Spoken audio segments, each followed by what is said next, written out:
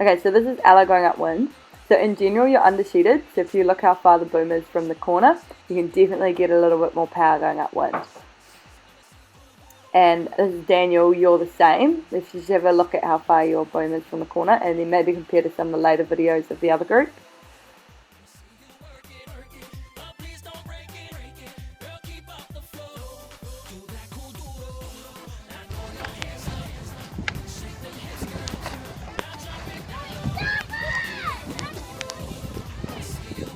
You've got to give room in that situation, Tom. You can't just do it. Okay, this is a very common situation by Optimus sailors, so we're just going to watch it in slow motion.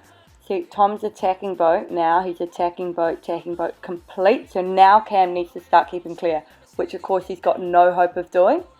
So in this case, Tom, if there's contact there, you're completely in the wrong, and you're all doing it, which is why I've put it into slow motion. Remember, the other boat does not need to start avoiding a collision until you've completed your attack, or to comply with avoiding contact, it becomes clear you're not avoiding a collision, which in this case Cam wouldn't have known, so he did everything he could.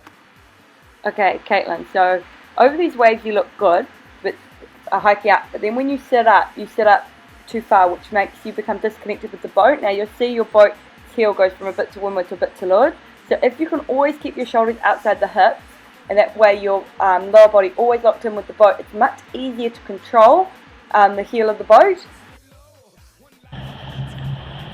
Okay, first of all, Jasper, awesome, you're trying super hard. Now, see how you're leaning in really hard here, as if you feel like the boat's too heeled. Instead of doing that, just transfer your weight onto your feet, because by folding over really low like that, you're just losing a lot of your range of vision and control. So if you do feel like you need to move your weight in, instead of leaning that far, just shift your weight a little bit more into your feet. Lucky you actually correct it a bit later in the video. And then just also, I said it before, I like you to hold the tiller extension even if it's down the bottom. So look how Lucas is holding his tiller extension down the bottom as opposed to you holding the tiller. But here you start to get going really good in these waves. Now you're transferring your weight to your feet. That looks much better.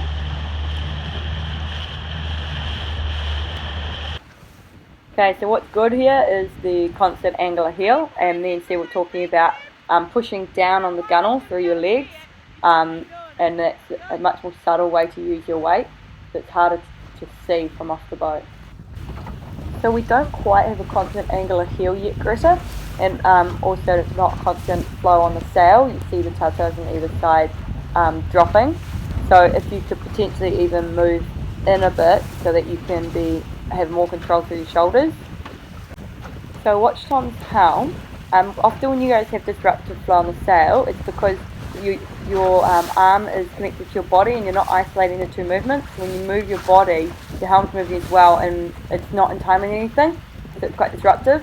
However, what Tom's doing really well is he's very connected with the boat, and he's constantly sliding his body in, so he's constantly got his shoulders out and core engaged to be connected with that boat, and that's why he's got a really good constant angular heel. Keep an eye on those tautau's, Mason. Today's a really good day to keep them driving fast, pinching not often, like only when we can hold it. Which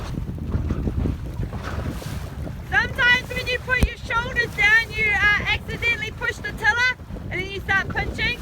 So when you're pushing your shoulders down over waves, we want to keep the boat driving straight. It's even the more important time of the boat you're going straight. We're going over a wave. So George, the biggest improvement for you is consistency of flow of the sail and angular heel. Now if you watch your sail, it backwinds a lot like now, and then your boat, the angular heel goes from a bit to windward to a bit to leeward. So if you could focus really hard on your steering, keeping nice flow over the sail, and focus really hard, so less steering, and focus really hard on keeping your body locked in with the boat, you'll get a much more consistent angle of heel. If you could concentrate on that 100% of the time, you'd be good. Because when you're fast, you're very fast if you start doing it more consistently. I also talked to you about the head hunching, because you're curling your neck and back in a lot, and it's not good for your neck and back, but also your head's quite heavy, so you do want that out, but if you can hold it out, that's better as well. Okay, Tom, you looked really good once the breeze got up, and you're doing a very good job of dropping your shoulders over these big waves so that the boat's not being lifted.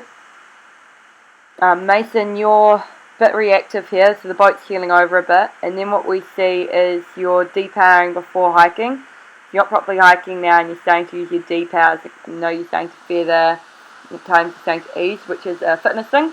So we've definitely got time between now and Nationals to sort it out. I know we haven't had breeze in a while, but we can use hiking bench wall sits because we're definitely battling here. What I do see though is the way you're working your main sheet is awesome, and not many people are good at this in the Opti, and you keep the boat very balanced in this last bit of footage. Unfortunately, what you do need to work on is being able to hike at the same time as doing that, and then you'd be looking really good. So great hiking, Seb. My main feedback is I think we need to look at your hiking strap length. You're looking uncomfortable at times and your knees are rising as of last week, and I do think you have grown, and we need to look at this strap length. Greta, when you're hiking well, it's really, really good. Your body's almost straight. We could get a little straighter, but that's minor. It's just a matter of you of holding this the whole time and not getting lazy, because when you do get lazy, you start letting the boat heel, round up, and that's when we start losing our speed.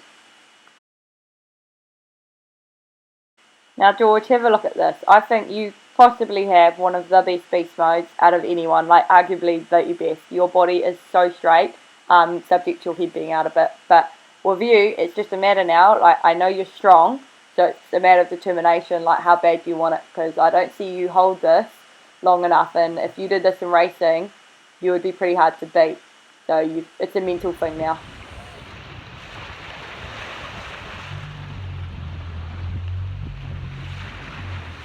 And weight in. Nice.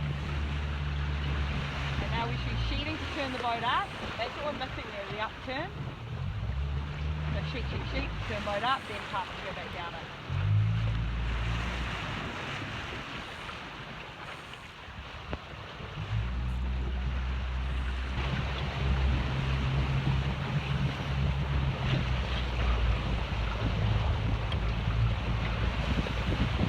So we're not getting that bow up quick enough, Nicky. You need to get that weight back. Sometimes you can't leave, like you literally need to glide. Pressure.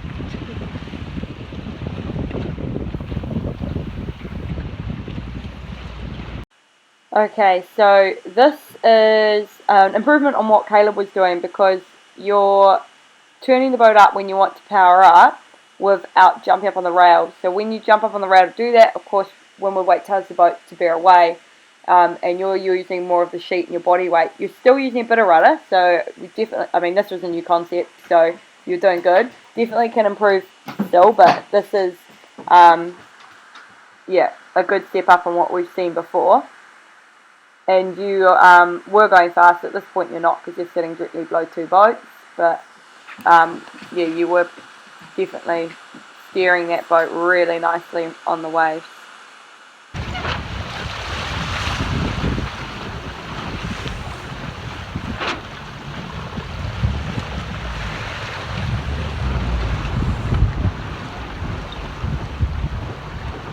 I still think Thomas is sometimes just leaning back to pull the bow up when you do need to slide.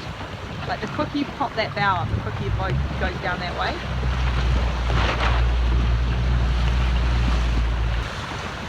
Quicker onto your feet, George. So the boat's rolling over you. Sorry Deb. Sorry. Before you get your weight onto your feet, you're just a second slow to get your weight onto your feet when you're surfing away.